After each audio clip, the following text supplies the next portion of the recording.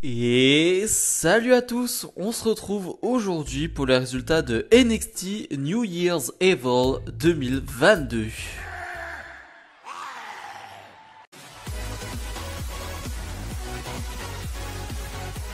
Et on commence ce show avec directement un match de fou furieux. Carmelo Hayes, le champion nord-américain, fait face à Roderick Strong, le champion cruiserweight. C'est un match qui va unifier ces deux ceintures. Le gagnant sera juste appelé le champion nord-américain. Voilà, on enlève le titre cruiserweight. Moi, je trouve ça plutôt pas mal. Je trouve que ça n'avait aucun intérêt aujourd'hui avec le peu de cruiserweight qu'il y a du côté de NXT. Mais bref, en tout cas, on a un combat de 15 minutes avec...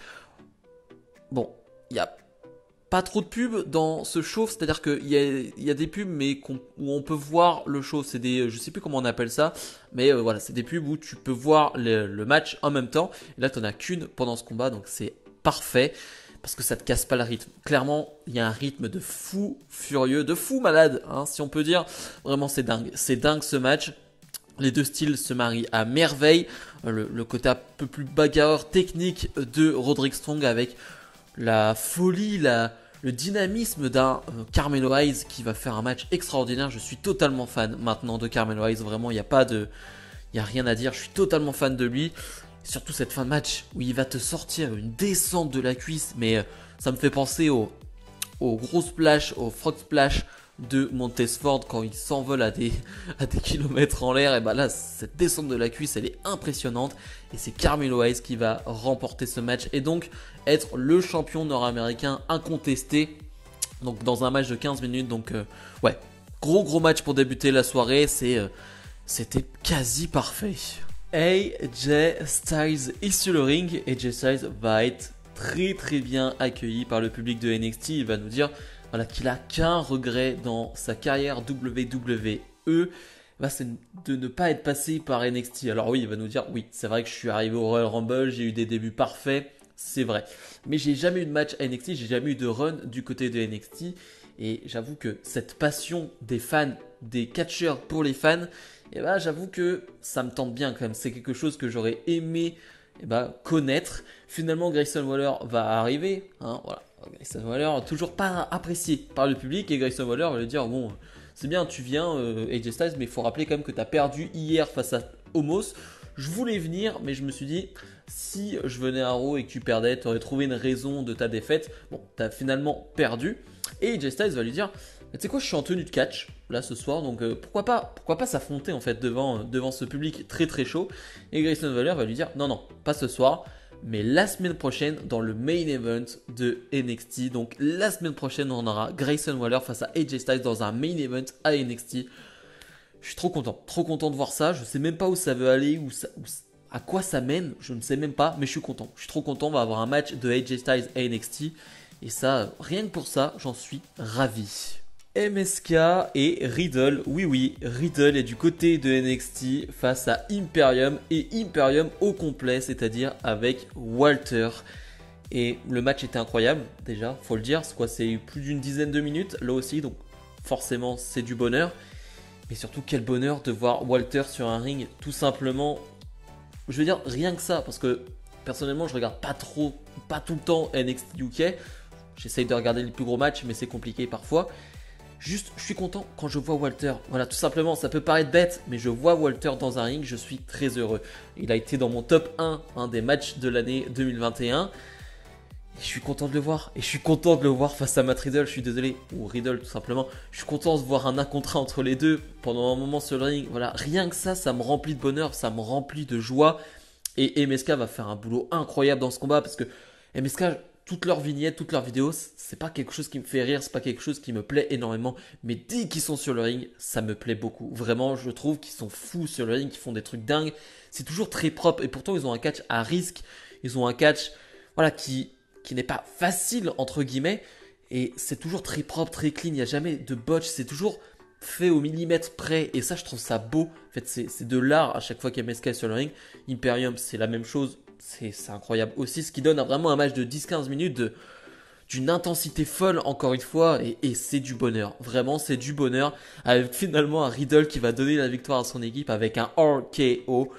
Bref, parfait, vraiment parfait ce match de A à Z. Le public a pris un bonheur fou, a pris un plaisir fou et c'était pareil pour moi. Mandy Rose défend son titre de championne NXT face à Cora Jade et Raquel Gonzalez, un match de 12 minutes à peu près.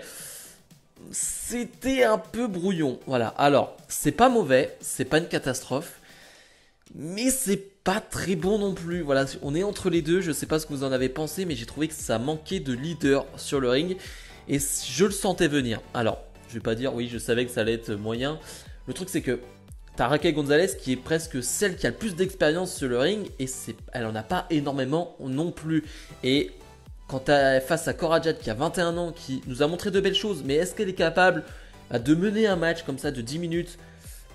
La preuve que non. Mandy Rose, c'est la même chose. On sait que voilà, elle a fait des progrès. À NXT, on l'a bien mise en avant. Mais ça reste pas la meilleure catcheuse du monde. Donc, ça pose problème dans ce combat. C'est qu'il n'y a pas vraiment de leader sur le ring. Il n'y a pas quelqu'un qui va mener le match, qui va même, voilà, je sais pas, donner un rythme à ce combat. Ce qui fait que c'est brouillon. C'est très brouillon, on comprend pas trop le sens. Par contre, l'un des gros points positifs, c'est le public. Le public était à fond, que ce soit pour Cora Jade ou pour Mandy, un peu moins pour Raquel, mais le public était à fond. Ça, c'est une note très positive du combat, c'est que le public était à fond dans le combat. Mais c'est vrai que c'est un peu brouillon, j'ai pas de moment marquant dans le combat, j'ai pas un truc qui me tape à l'œil directement, qui me revient à l'esprit et ouais, un peu déçu. Je dois l'avouer quand même un peu déçu, c'est rare qu'un match à NXT me déçoit parce que normalement c'est à peu près tout ce que j'attends. Là pour le coup, un poil déçu et je m'y attendais un peu avec finalement la fin de match que j'ai apprécié avec une Cora Jade qui veut te sortir son move spécial, c'est-à-dire le roll-up tout simplement parce qu'elle gagne tous ses matchs avec un roll-up et elle va finalement se faire surprendre par un roll-up de Mandy Rose. Donc Mandy Rose conserve son titre et reste la championne. Voilà, je sais pas c'est quoi la suite. Mais c'est vrai que va falloir encore un peu plus de temps pour Cora Jade pour nous en montrer plus et pour être peut-être un peu meilleur sur le ring. André Chase est sur le ring pour nous parler d'un teachable moment. Il va nous parler de la semaine dernière où l'un des membres de son université s'est fait attaquer par Harland assez violemment.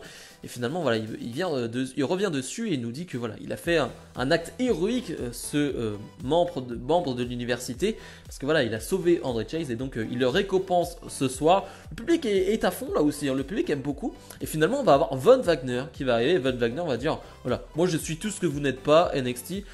Je le sais au fond de vous, voilà, vous le savez que je suis une grosse superstar de NXT 2.0, la superstar de NXT, et finalement il va s'en prendre à André Chase, et surtout un fait important, moi ce que j'ai aimé, voilà, je n'ai pas trop aimé la promo de Von Wagner, mais c'est qu'il va s'en prendre à un membre du public, voilà, le public qui est vraiment contre lui, il va dire voilà j'entends vos huées, il va s'en prendre à un membre du public, alors bien évidemment c'est pas un vrai membre du public, hein, je préfère rassurer, mais en tout cas il va vraiment s'en prendre à quelqu'un dans le public, et ça rajoute encore plus de haine qu'on a envers Von Wagner. Ils ont bien réussi leur coup avec Grayson Waller. Là, je trouve que c'est plutôt bien fait avec Von Wagner. Le main event, Tommaso Ciampa défend son titre de champion NXT face à Bron Breakker. C'est le troisième combat, si on peut l'appeler comme ça. Il y avait déjà eu un premier combat que Ciampa avait vraiment gagné, hein, mais c'était le premier gros match de Bron Breakker. On a eu le War Games où finalement c'était un match à plusieurs et en équipe. Finalement, Bron Breakker avait fait le tomber sur Tommaso Ciampa, donc c'est pour ça qu'il a eu cette chance. Cette nouvelle chance pour le titre, c'est un peu cette finalité, on va dire, ce match d'une quinzaine de minutes. C'était là aussi vraiment très bon. J'ai pris beaucoup de plaisir devant ce combat et je dois le dire maintenant, hein, je pense que ça se sentait au fur et à mesure des semaines. Je suis totalement fan de Bron Breakker. Vraiment, il fait partie maintenant des superstars à NXT que j'attends chaque semaine. Vraiment, en quelques mois, ils ont réussi à faire quelque chose avec Bron Breakker et je suis vraiment heureux à chaque fois que je le vois. Et à chaque fois, il m'étonne. Là, dans ce combat, il va encore m'étonner. Ça m'étonne à quel point il arrive à allier cette force, cette puissance, tu vois, c'est une puissance brute du côté de Bron Breakker. Et en même temps, il est agile. Je veux dire, c'est pas forcé tout ce qu'il fait. C'est pas... tu sens que c'est pas fait avec maladresse. Non, tu sens qu'il a ça dans le sang. C'est bête de le dire, mais il a ça dans le sang. Et ça se voit que tout est facile pour lui. Quand il te sort ce moonsault, ce standing moonsault, t'as l'impression qu'il peut en faire 3, tellement il va haut, tellement c'est impressionnant, tellement c'est clean. C'était propre, c'était beau. J'ai aimé aussi l'attitude d'Ciampa qui, il face, il s'en fout. Lui, tout ce qu'il veut, c'est gagner. Donc, même s'il doit un peu tricher pour gagner, il en a rien à faire. À la fin, il va même essayer de mettre presque un coup de corde dans les parties de Brand Breaker. Il s'en fiche, Ciampa. Ciampa, on le sait, de toute façon, il est pas heal, pas vraiment face, même s'il est quand même plus face que heal, soyons honnêtes. Mais il est prêt à tout pour gagner et pour conserver Goldie, comme il l'appelle. Donc lui, il s'en fiche. Et finalement, ça ne va pas suffire. Ça ne va pas suffire parce que tu as une jeune superstar qui est surpuissante, qui va faire abandonner Tommaso Ciampa. Je n'ai plus du tout. C'est quoi? C'est la prise du dromadaire? Je ne sais plus comment elle s'appelle. Si vous avez le nom en anglais aussi, parce que je ne l'ai plus du tout. La prise de soumission de Brand Breaker qui va sûrement devenir une de ses prises de finition. Et finalement donc, Brand Breaker devient le nouveau champion de NXT 2.0. Je suis très content. Je pense que c'est exactement ce qu'il fallait faire. On part sur autre chose. Clairement, on part sur autre chose avec Brand Breaker, ça c'est sûr. Ça va pas plaire à tout le monde. Je comprends pas pourquoi ça ne peut pas plaire à tout le monde. Parce que franchement, ce qu'il a montré sur le ring, ça peut que te donner envie de voir la suite. Clairement, ça vraiment, je comprends pas. Je suis un grand fan de Ciampa aussi. Et pourtant... je suis content de ce changement de titre. Je suis vraiment content pour ce NXT 2.0 d'avoir ce changement de titre. Si on doit parler de Ciampa, c'est quoi la suite? Je pense qu'il est temps d'aller dans le roster principal. Alors oui, il veut pas, tout ça, on connaît. Mais j'ai envie de le voir rentrer dans le Rumble. J'ai envie de le voir, je sais pas, en guerre contre Damien Priest à WrestleMania. J'en sais rien, je ne sais pas, un truc comme ça. J'ai envie de voir ça. Mais bref, tout ce que je sais, c'est qu'on a eu un super main event et qu'on a un super nouveau champion de NXT. Bilan de ce NXT New Year's Evil 2022. Je retiens une fausse note. Voilà, c'est le match féminin qui m'a un poil déçu. Mais mis ça de côté, c'était excellentissime. J'ai passé un vrai bon moment devant ce show qui n'avait pas de pub pour le main event et que des pubs, donc allez, limitées dans ce show. Donc franchement, c'était quasi un pay-per-view et ça fait plaisir. Vraiment, ça fait plaisir. On a eu du bon catch. Une nouvelle fois, les superstars de NXT 2.0 ont montré qu'elles avaient le niveau, qu'elles avaient le talent. Donc j'espère vraiment que l'audience sera au rendez-vous parce que je trouve qu'ils le méritent. Je trouve qu'ils le méritent et c'était encore une fois du bon boulot. Si je dois donner une note, on serait sur un 8, 8,5 sur 10 parce que ouais, c'était fou. Et j'ai vraiment trop aimé ce main event. Bref, comme d'habitude, n'hésitez pas à mettre le petit pouce bleu, à vous abonner et nous on se retrouve peut-être dès demain pour une nouvelle vidéo. Salut, salut!